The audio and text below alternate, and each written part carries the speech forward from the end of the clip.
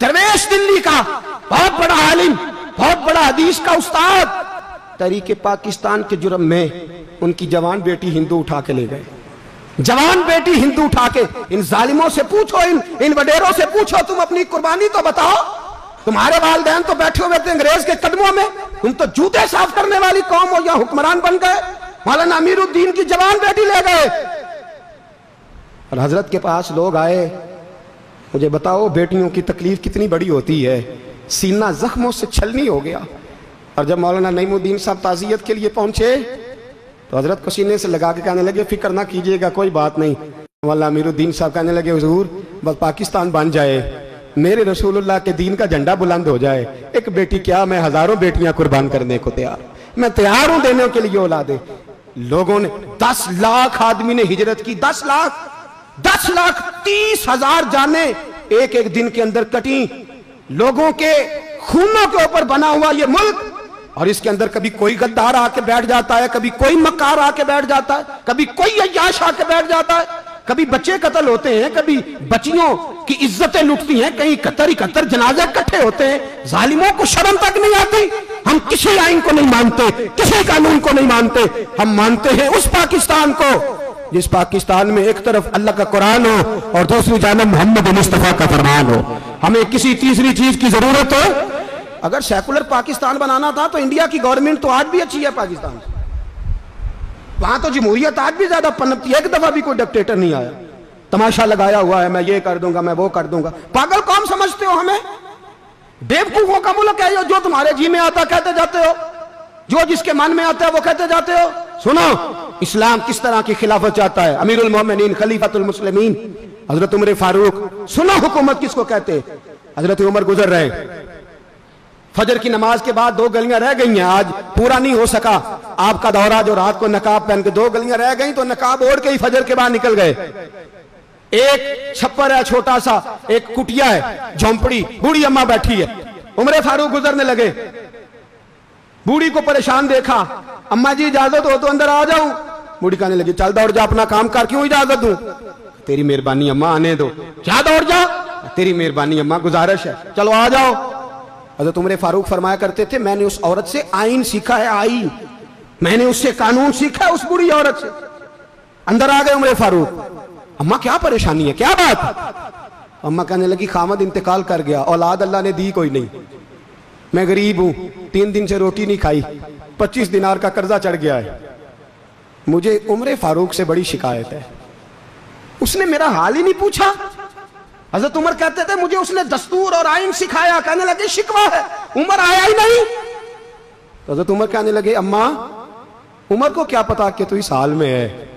अम्मा दस्तूर बयान करती है, अम्मा जमहूरियत का ऐलान करती है, कहती है नहीं पता उमर को, तो उमर से कहो छोड़ दे हुकूमत, उसके हवाले करे जो खबर रख सकता है, ना इधर उधर की तू बात कर, ये बता के काफिला क्यों लुटा, मुझे रहजनों से गरज नहीं, तेरी रहबरी का सवाल है।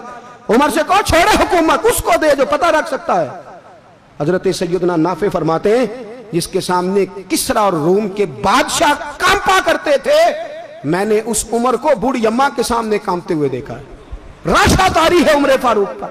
दौड़े गए, 25 दिनार लाए, राशन रख के लाए, रोटियां पकाई, बूढ़ी अम्मा को खिलाई। कहने लगे, अम्मा 25 दिनार ले ले और चल, गलती हो गई, उमर को माफ कर दे।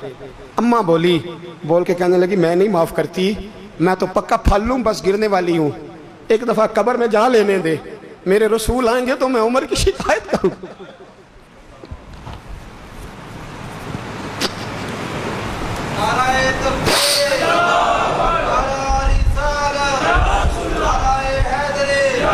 फरमाया, मैं शिकायत करूंगी महबूब पाक से और अर्ज करूंगी, हुजूर इसे पूछ, इसको निगरान बनाया गया, इसने मुझ बेवा और लवारस की खबर ही नहीं ली।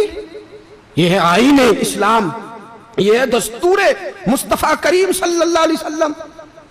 यहां कितने गरीब भूखे सोते हैं, कितनों के बच्चे रोज अगवा होते हैं, कितनी मुसीबतें। गवर्नमेंट कहती है कुछ भी नहीं, कुछ भी नहीं, कुछ भी नहीं, अफवाह ही है, अफवाह ही है। अफवाह है तो उसका इलाज क्यों नहीं होता? आप मैदान में सरेआम आके उसका ऐलान क्यों नहीं करते? जागिए और सुनिए मेरी बात। हजरत सैयदना फारूक आजम ने 25 दिनार दिए, फिर उस अम्मा को खाना दिया, کوئی برادری نہیں اس اماں کی، کوئی ووٹ بینک نہیں، کوئی یہ اماں کسی بڑی برادری کی نہیں جس کا 2 لاکھ ووٹ ہو۔ امیر المومنین ہو کے عمر فاروق اماں کے قدموں میں بیٹھ گئے، کہنے لگے اماں عمر کمزور ہے، حضور کا سامنا نہیں کر سکتا، تیری مہربانی نبی پاک کے سامنے شکایت نہ کرنا۔ اماں کہنے لگی چل میں تیری خاطر معاف کر دیتی، جا تو مجھے کسی اچھی ماں کا بیٹا لگتا ہے، جا تیری خاطر۔ کہنے لگے چل پھر مجھے لکھ کے دے۔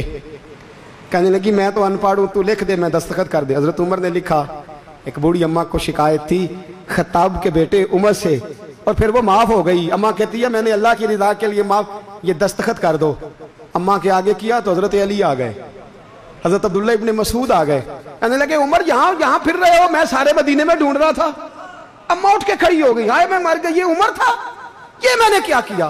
حضرت عمر کہنے لگے اماں نہ، اپنے وعدے پہ قائم رہ، تو نے جو کہا تھا اس پہ قائم رہ، ہمیں تو بتایا گیا تھا یہ والا نظام پاکستان میں آئے گا، یہ کہا تھا قائد اعظم نے، یہ رنگ ملے گا تمہیں۔